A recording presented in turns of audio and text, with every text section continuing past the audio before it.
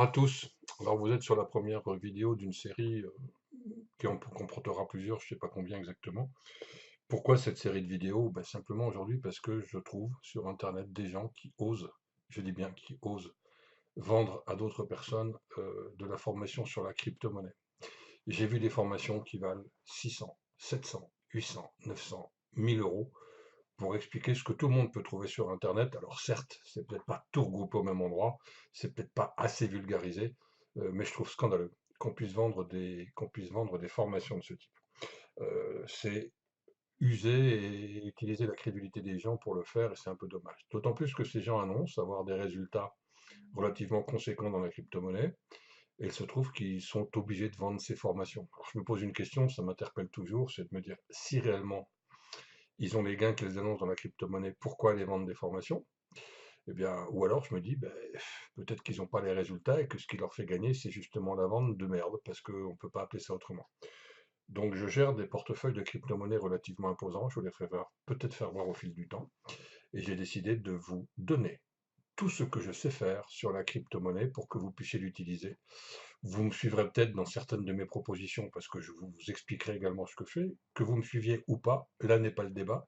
Ce que je voudrais, c'est que vous puissiez appréhender cette technologie qui aujourd'hui est inéluctable le plus facilement possible. Alors la première vidéo, c'est celle-là. Elle va s'appeler les crypto-monnaies base. Simplement, je vais vous expliquer ce que sont les crypto-monnaies avec des termes le plus simples possible. Si à un moment donné des mots vous affolent, ne vous inquiétez pas, vous retrouvez les définitions et je reviendrai dans d'autres vidéos sur certaines de ces définitions. Une crypto-monnaie, c'est quoi? C'est une monnaie numérique qui est entièrement décentralisée. Ça veut dire qu'elle n'est pas centralisée à un seul endroit. Elle est répartie sur le web et elle est sécurisée, dont la création est contrôlée par la cryptographie. Première chose qu'on entend des fois, c'est dire que la crypto-monnaie n'est pas sécurisée. La crypto-monnaie est parfaitement bien sécurisée. Une écriture en crypto-monnaie est inviolable, personne ne peut la modifier. Pour pouvoir modifier une écriture sur une crypto-monnaie, il faudrait que la totalité du réseau de PC qui la gère prennent la même décision au même moment. Et ça, c'est complètement impossible parce que la puissance informatique dont nous disposons aujourd'hui ne le permet pas de le faire. Donc ce qui n'est des fois pas sécurisé, c'est votre porte-monnaie, mais c'est un peu comme si vous mettiez de l'argent dans votre porte-monnaie classique et puis vous laissez traîner votre porte-monnaie sur un comptoir de bar. Ça, c'est pas très sécurisé, on est d'accord. Mais la crypto-monnaie en elle-même est inviolable. D'accord? Alors la crypto-monnaie, les crypto-monnaies, parce qu'il y en a plusieurs, il y en avait 2250 fin juillet 2019, un peu plus que ça même, elles ne sont pas délivrées par les banques centrales et leur valeur, elles ne dépendent donc pas des politiques bancaires ou économiques. Contrairement aux données ordinaires, aux devises ordinaires, où on peut réinjecter des fonds grâce à ce qu'on appelle le QE, la réduction quantitative. Je vous en donne la définition juste après, ne vous inquiétez pas. Le prix des crypto-monnaies est purement basé sur l'offre et la demande. La première crypto-monnaie qui a existé, qui a été inventée par Nakamoto Satoshi, c'est le Bitcoin, qui a été créé en 2009 et qui a connu des hauts et des bas.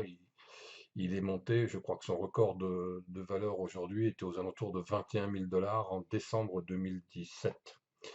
Aujourd'hui, ben, il existe plus de 2250 crypto-monnaies. Et toutes les crypto-monnaies, on va dire un peu moins connues que le Bitcoin, l'Ethereum, Litecoin, Ripple, enfin ce que vous avez peut-être probablement déjà entendu, sont appelées des altcoins. Quand vous entendez parler de altcoin, ben, c'est la grande famille des crypto-monnaies. Alors le QE, ou la quantitative easing, c'est le fait en fait pour une banque centrale de refaire de la planche à billets, c'est-à-dire en fait d'acheter des actifs, généralement d'ailleurs des dettes d'État, avec de la monnaie qu'elle crée. C'est très facile pour elle, c'est qu'une écriture informatique, hein, elle ne fabrique pas réellement de billets. Euh, c'est un outil en fait qui permet d'injecter de l'argent dans les circuits de l'économie avec un espoir présent, c'est de faire repartir l'économie. On dit donc que la banque fait tourner ses planches à billets, mais ça c'est une image. En fait, la banque, elle ne fait qu'une écriture informatique, elle écrit dans des registres la somme d'argent utilisée pour acheter des titres, et puis c'est tout, le tour sera joué. Voilà, c'est pas plus compliqué que ça. Je vous expliquerai peut-être un jour également comment on efface des dettes bancaires. Ça va vous faire sourire parce que je le ferai avec une histoire drôle, et vous verrez que c'est relativement affolant. Alors, pour essayer de faire un comparatif entre la crypto-monnaie et la monnaie fiduciaire, je vous ai mis un petit tas de billets ici, et quand je pose la question aux gens de leur dire c'est quoi, ce tas de billets, les gens me répondent c'est une IAS, les gens me répondent c'est un billet de 100 euros, les gens me répondent c'est bon. Euh, Généralement, ils répondent pas à la bonne question, à la bonne réponse, pardon. Le, le fait de posséder un billet, le fait de posséder de la monnaie fiduciaire, en fait, c'est que vous possédez des reconnaissances de dette d'un État. Et oui, c'est l'État qui vous la garantit. Moralité, quand vous avez un billet de 100 dollars, l'État vous dit je vous dois 100 dollars. C'est pas la banque qui vous doit, c'est l'État. C'est qu'une reconnaissance de dette. La particularité des devises, c'est que les devises, on ne peut pas les refuser. C'est-à-dire que la devise, c'est une monnaie d'État. La devise, c'est une monnaie d'État. Et quand vous allez proposer votre devise à un commerçant, il ne peut pas vous la refuser. Alors, par contre, il peut refuser certaines coupures. En l'occurrence, en France aujourd'hui, on refuse de plus en plus les billets de 200 euros. Les billets de 500 ont été arrêtés. Pourquoi? Ben parce que si on a un billet de 200 euros qui est faux, ben on perd hélas ce billet puisqu'on est obligé de le redonner aux autorités. La crypto-monnaie, les altcoins, alors je vous ai mis un symbole de Bitcoin, hein, on est bien d'accord que ce n'est qu'un symbole, puisque la pièce de Bitcoin n'existe pas, on est sur de la monnaie virtuelle, de la crypto-monnaie, qui n'existe que parce que l'informatique existe. Donc vous avez une représentation symbolique d'un Bitcoin. Ben, le Bitcoin, c'est une monnaie d'échange qui n'est pas une reconnaissance de dette d'un État, c'est une monnaie d'échange qui est basée uniquement sur la confiance de deux partenaires. Je décide de vous payer en Bitcoin, vous acceptez la valeur que nous avons définie ensemble du Bitcoin. Je dis bien que nous avons défini ensemble, hein, il y a une valeur de marché. On verra qu'il y a une valeur que la valeur du Bitcoin n'est pas la même sur certains marchés. On le verra dans d'autres vidéos. Donc à un moment donné, on estime que tel produit vaut X pourcentage de Bitcoin. Et donc, puisqu'on est d'accord, nous échangeons un produit physique contre une inscription dans ce qu'on appelle la blockchain, dans un wallet, un portefeuille qui me permet de posséder tout ou partie d'un Bitcoin. Alors pour comprendre un petit peu ça, j'ai mis quelque chose, j'ai essayé de faire un parallèle entre un système bancaire et la crypto-monnaie. Dans un système bancaire, vous avez un RIB, qui est un relevé d'identité bancaire. À quoi cela pourrait-il correspondre dans la crypto-monnaie? Bien, à une adresse blockchain. L'adresse blockchain est quelque chose qui est unique. C'est un petit peu le RIB. Je vais employer des vulgarisations un peu lourdes des fois, mais c'est un peu le RIB de la crypto-monnaie. Donc cette adresse, elle vous est personnelle, elle est unique, bien entendu, et vous en possédez, le cas échéant, toutes les clés d'accès. Je dis bien le cas échéant, puisque nous verrons dans la sécurisation que ce n'est pas forcément le cas. Dans un système bancaire, quand vous faites un transfert de quelque nature que ce soit, en zone CEPA ou à l'international, vous avez des délais de traitement qui sont de 24, 48, 72 heures. C'est au bon vouloir de votre banquier. Dans la crypto-monnaie, vos échanges prennent de 5 secondes à 2 heures. Ça peut prendre plus, ça peut prendre moins de 5 secondes aussi, et dans le futur, ça sera encore peut-être beaucoup plus rapide. Euh, en fait, le temps nécessaire au traitement d'un échange de crypto-monnaie dépend de plusieurs facteurs. Dépend, un, de l'engorgement du réseau, puisque vous avez compris que c'était de l'informatique. Donc, si à un instant T, des millions, voire des milliards de demandes sont faites, eh bien, vous aurez un délai plus long. Et puis, dépend également de la hauteur, de la valeur de l'échange que vous voulez faire. Si vous avez des échanges qui sont forts en valeur, c'est-à-dire par exemple si vous échangez 20 000 dollars en crypto-monnaie, eh bien ça prendra moins de temps que si vous en échangez 5 dollars. Pourquoi?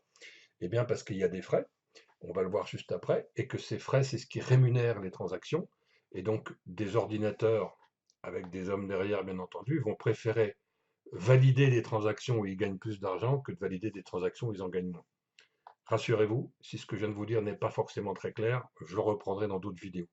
Sachez simplement que le délai de traitement d'une transaction crypto dépend de la crypto, dépend du montant envoyé et dépend de l'engorgement du réseau.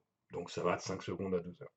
Les frais dans un système bancaire, bah c'est clair, vous avez des frais, et d'autant plus que si vous faites des virements hors zone CEPA, ça peut monter très très haut. Pourquoi? Parce que généralement, il faut transformer de l'euro dans une autre monnaie. Donc le banquier va vous taxer de l'argent là-dessus, va vous appliquer un taux de change qui est le taux de change du banquier, pas forcément celui de la réalité. Et puis de l'autre côté, comme il faut envoyer un transfert à l'international, il va vous faire remplir de la paperasserie.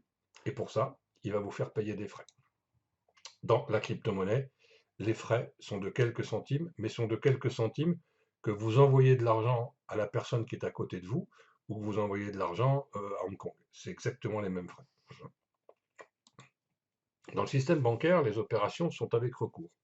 Ça veut dire par là que si à un moment donné on vous pirate quelque chose avec votre carte bancaire, vous pouvez faire appel et on va vous rembourser selon l'enquête. D'ailleurs, en France, on risque de vous rembourser assez vite puisque les gens ne le savent pas, mais une opération frauduleuse en carte bancaire, le banquier est obligé de prouver que c'est bien vous qui êtes à l'origine de la transaction. Or, comme il ne pourra pas le prouver, il vous remboursera. Bon, il y a une surprotection du consommateur en France. Voilà. Au niveau de la crypto-monnaie, vous n'avez pas d'opération de recours possible. Quand une transaction est décidée, elle est irréversible. Alors ça a des inconvénients, mais ça a des avantages. Ça veut dire que quand vous décidez avec quelqu'un de faire une opération, vous savez que cette opération va aboutir, point à la ligne. C'est hyper important. Avec le système bancaire, bah, vous pouvez changer votre monnaie fiduciaire en crypto-monnaie. De la crypto-monnaie, vous pouvez faire l'opération inverse. Vous pouvez également changer votre crypto-monnaie dans une autre crypto-monnaie ou dans du fiat, dans de la monnaie fiduciaire. Dans un système bancaire, vous avez des agences bancaires. Dans la crypto-monnaie, on appellerait ça plutôt un wallet. C'est un portefeuille. C'est un portefeuille. C'est un portefeuille. Je ne sais pas trop comment vous l'expliquer. Un portefeuille, c'est l'adresse de la blockchain et vous détenez dans un portefeuille plusieurs adresses blockchain qui vous permettent d'avoir un capital détenu. Dans le système bancaire, vous avez des milliers d'agences qui sont d'ailleurs plus ou moins en train de fermer. Et dans de la crypto-monnaie, ben, vous avez des centaines de wallets. Bon, voilà à peu près pour faire un parallèle entre un système bancaire et la crypto-monnaie, comment ça fonctionne. La crypto-monnaie, c'est quelque chose qui peut vous faire un peu peur parce que c'est quelque chose de nouveau, mais c'est quelque chose d'une facilité exemplaire. C'est tellement facile que des gens font également du n'importe quoi. Donc, ne vous pressez pas pour comprendre. Réécoutez la vidéo si vous avez besoin.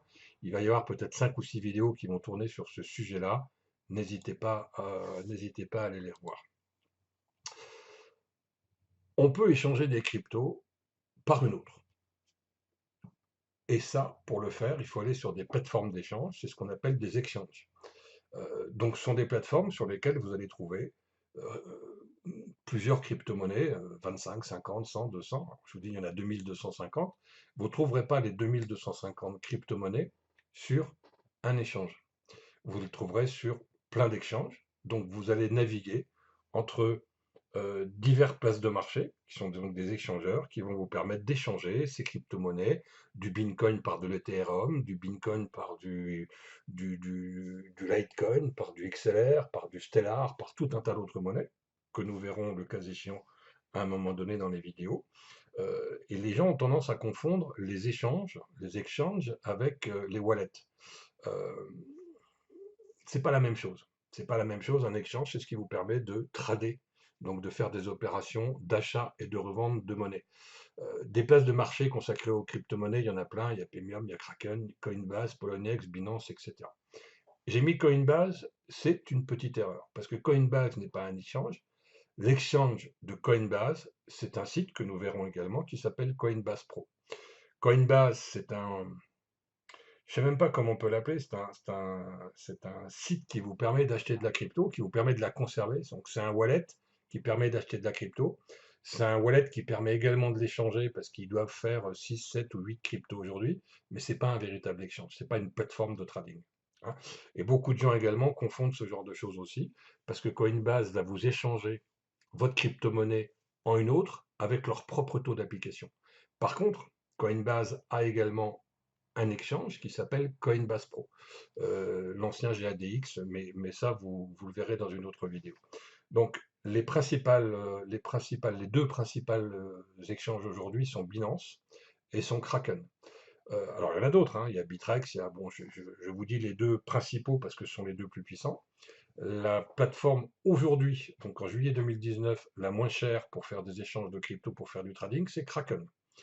Kraken a le taux le plus faible, a une particularité également, c'est que vous pouvez vendre sur Kraken votre crypto-monnaie et récupérer en échange des dollars, et que ces dollars, vous pouvez directement les envoyer sur votre compte bancaire, chose que ne permet pas Binance.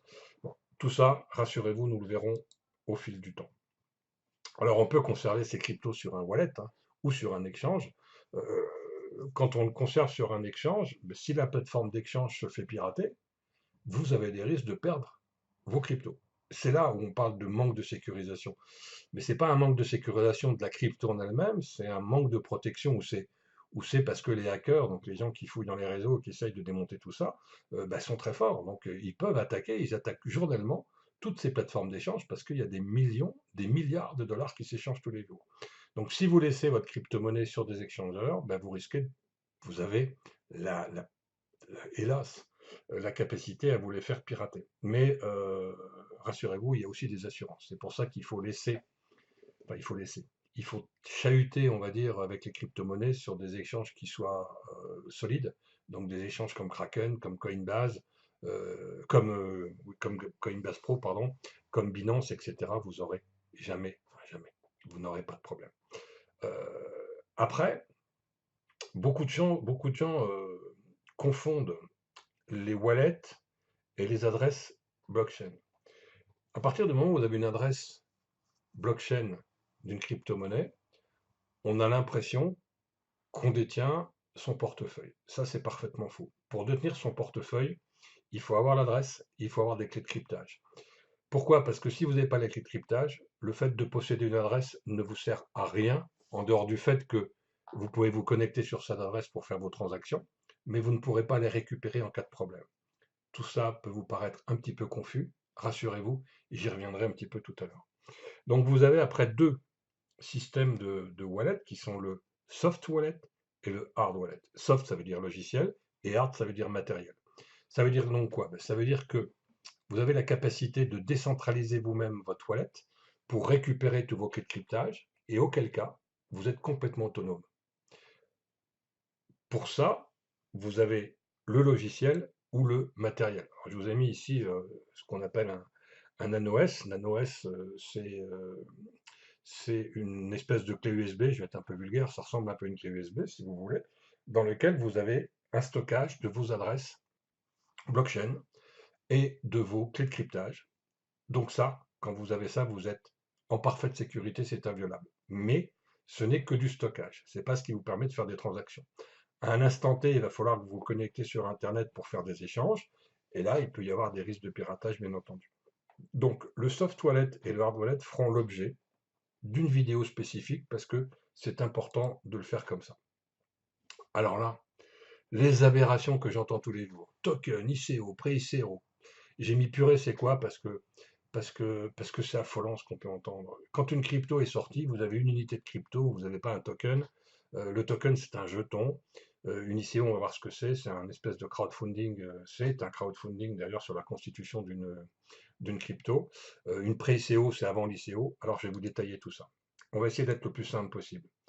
La constitution d'une crypto, ça suit un cheminement qui est très précis. Vous avez, alors il n'y a pas d'obligation, vous avez le cas échéant une pré-ICO. C'est ce qui va se situer donc avant l'ICO. Euh, c'est avant l'ouverture publique d'une ICO, c'est-à-dire qu'il y a quelques privilégiés qui sont au courant de cette pré-ICO. Ça va permettre de collecter déjà une masse de fonds, de voir un petit peu s'il y a un engouement, s'il y a des gens que ça peut intéresser ou pas. On verra pourquoi tout à l'heure. Et les avantages que vous allez vous en tirer en tant que souscripteur si vous rentrez dans une pré-ICO, c'est que vous allez acheter encore moins cher qu'à l'ICO, mais vous allez prendre plus de risques.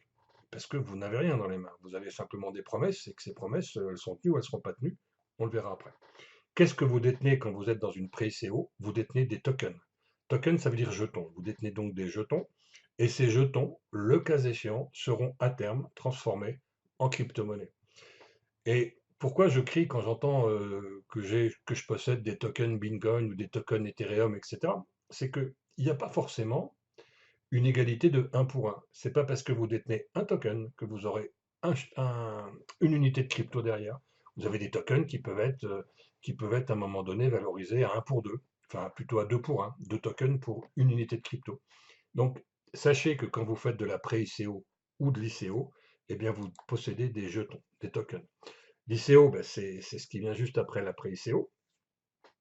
J'ai essayé d'être le plus simple possible. C'est un crowdfunding pour la création. Ça veut dire quoi? Ça veut dire qu'on va faire un projet, on va créer le projet, et que ce projet, on va appeler des fonds pour justement constituer cette monnaie, et vous allez donc aider à la création de cette monnaie. Pour vous remercier, on va vous faire acheter moins cher les jetons, qui vont se transformer en crypto. Vous allez acheter moins cher que le prix prévu ou supposé au moment où la crypto va sortir. Et vous possédez toujours des tokens. Après, ces tokens vont sortir en crypto. Alors quand elle est sortie en crypto, vous la retrouvez sur certaines exchanges, comme Binance, comme Kraken, comme Coinbase Pro. Mais ce n'est pas une obligation. On paye pour être sur ces échanges, donc des fois, vous ne les trouverez pas. Vous y aurez une vidéo qui va s'appeler Comment acheter des monnaies exotiques. Vous verrez comment on fait pour chercher une crypto qu'on veut acheter et comment on fait pour la trouver. Alors, là-dedans, il y a une petite imperfection, entre guillemets, c'est qu'aujourd'hui, il existe aussi des échangeurs de jetons.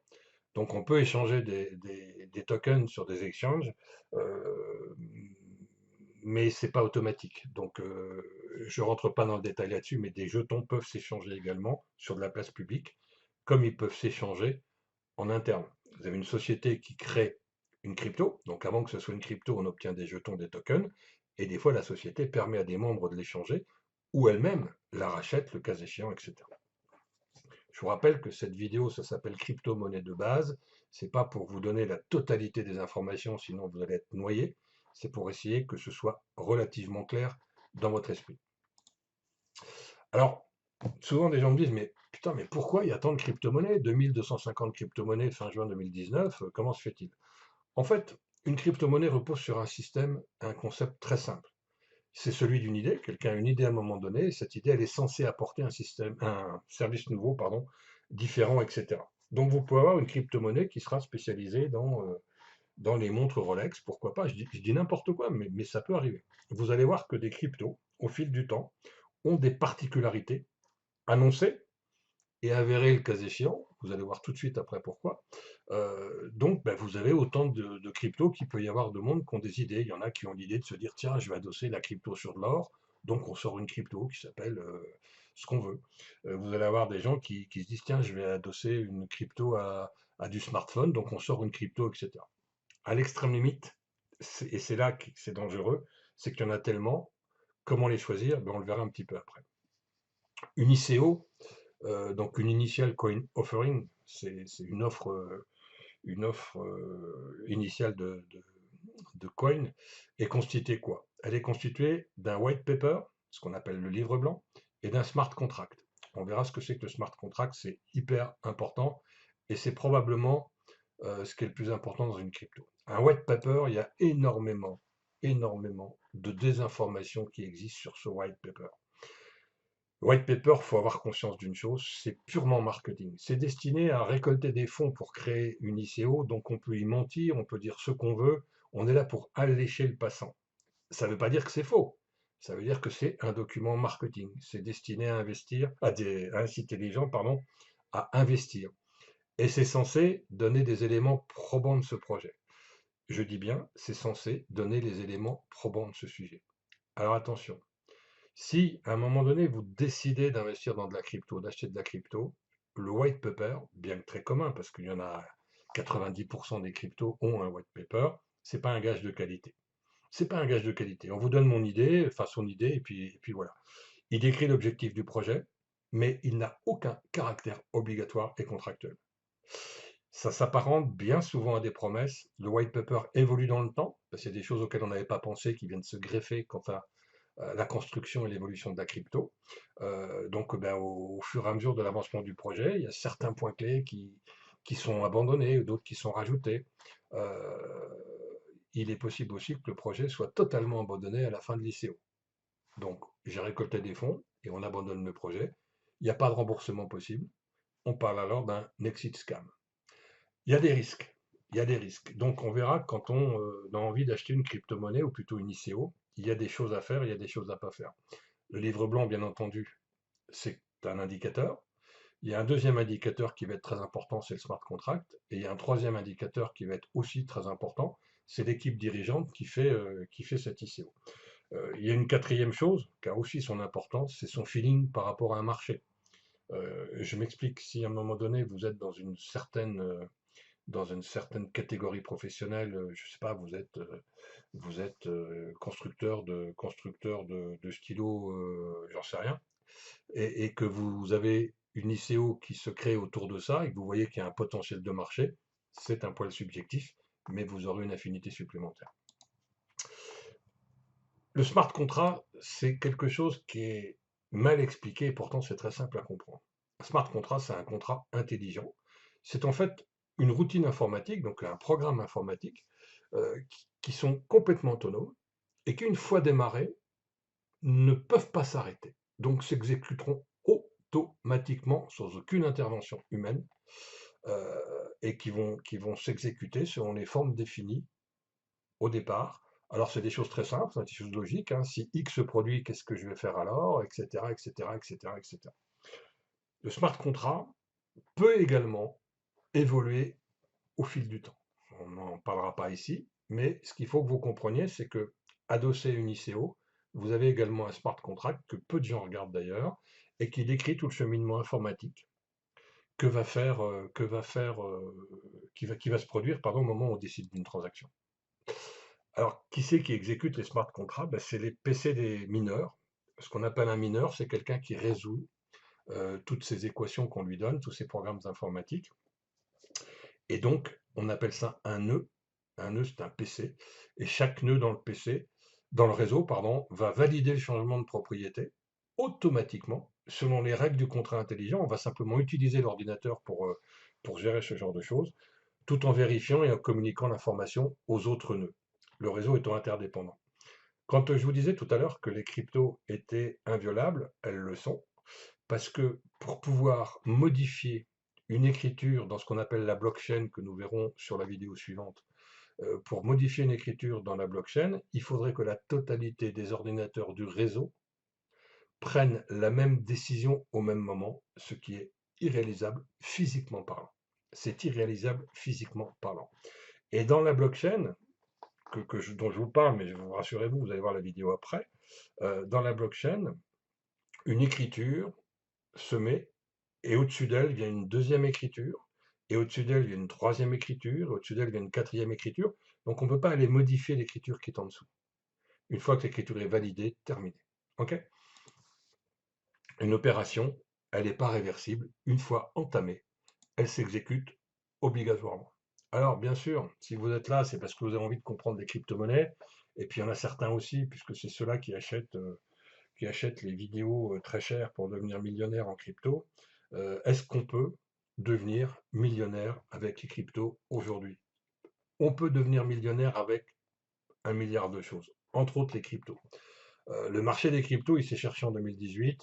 Il commence à se trouver en 2019, il va se stabiliser, il y aura de belles choses qui vont se produire partir de la fin de l'année 2019 et probablement toute l'année 2020. Donc oui, on peut devenir millionnaire avec les cryptos. Mais devenir millionnaire avec les cryptos, ça ne veut rien dire. Si demain matin j'ai 500 000 dollars à investir, si je multiplie par 2 mes 500 000 dollars, je suis millionnaire.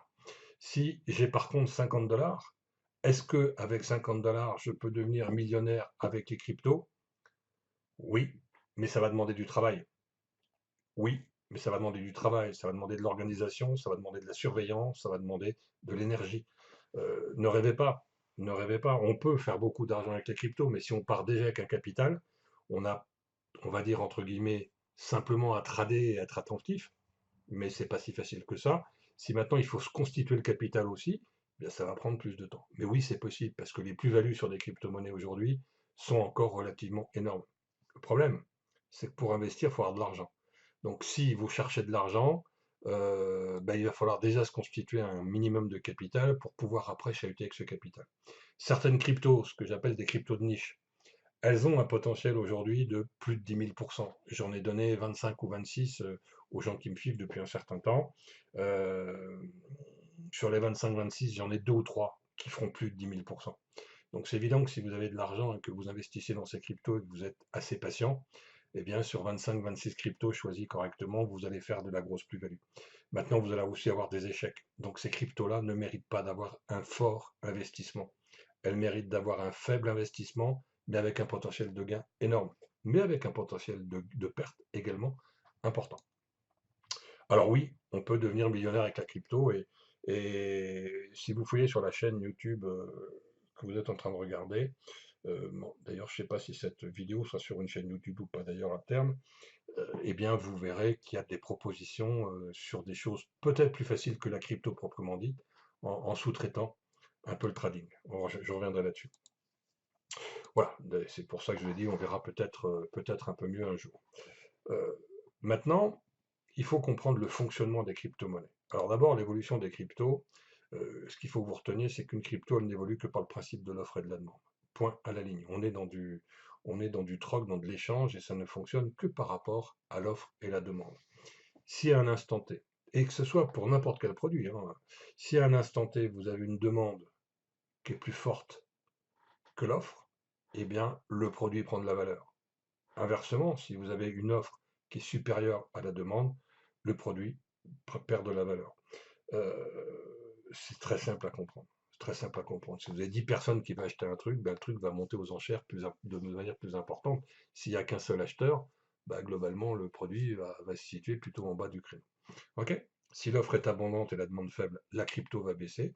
Et si l'offre est faible et la demande importante, eh bien, la crypto va augmenter. Ce n'est qu'une question d'offre et de demande.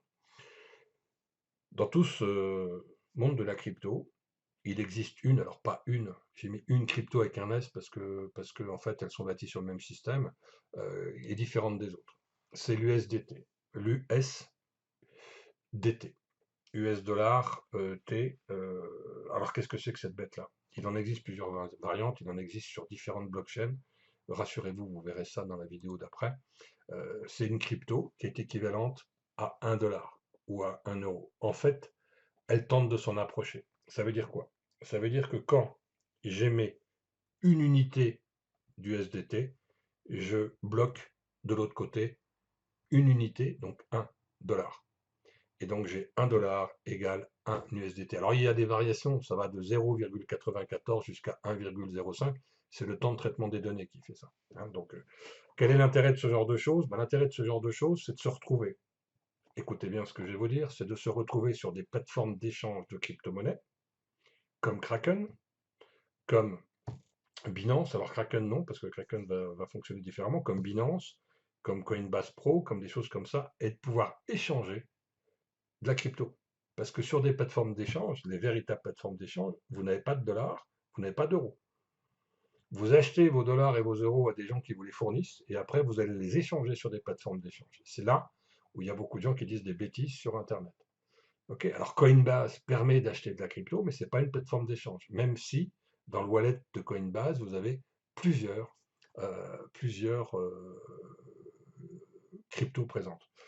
Coinbase Pro va vous permettre d'échanger de la crypto, mais généralement ne gère pas un portefeuille en euros. C'est un peu faux maintenant, puisque il y a la passerelle entre Coinbase et Coinbase Pro. Vous entendrez parler de certains wallets comme Virex. Virex n'est pas un wallet, n'est pas un exchange, c'est un wallet, c'est un portefeuille sur lequel on peut acheter avec une carte bancaire de la crypto. Mais Virex, Coinbase, tous ces gens-là vous vendent la crypto au prix qu'ils ont eux déterminé, qui n'est pas forcément le prix du marché, qui est un prix moyen. Alors, rassurez-vous, ils ne vont pas non plus mettre 15% de plus, mais c'est un prix moyen. Les échanges réels sont des gens comme Binance, comme Bitrex, comme Poloniex, toutes ces plateformes-là n'acceptent pas votre dollar ou votre euro parce que ce sont des plateformes d'échange de crypto. Donc il faut que vous arriviez déjà sur ces plateformes avec vos propres cryptos. Ok? Mais ça, vous le verrez avec moi dans une vidéo comment on fait pour acheter de la crypto. Donc l'USDT, ben, ça permet en fait d'avoir un équivalent de 1 pour 1 et de ne pas prendre de risque en ayant une peur de voir ce cours baisser ou ce cours augmenter, puisque ce cours, il fluctue entre 0,95 et 1,05.